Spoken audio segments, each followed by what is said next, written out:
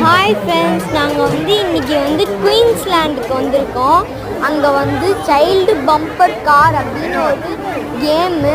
அதில் நான் போய் ரைடு போகலான்னு போகும்போது என் கையில் டிக் போட்டு விட்டு நான் ஒரு வண்டியில் போய் உக்காந்தேன். அதுக்கப்புறம் ஓகே ஜாலியாக ஓட்டலாம் அப்படின்னு நினச்சேன். அதுக்கப்புறம் என்ன ஆச்சுன்னா, திடீர்னு ஒருத்தங்க கார் மாற்றி விட்டாங்க. நான் இன்னொரு காரில் போய் உட்காந்தேன். என் பக்கத்தில் இருக்கிறவன் இன்னொருத்தன் தான் ஓட்டினான்.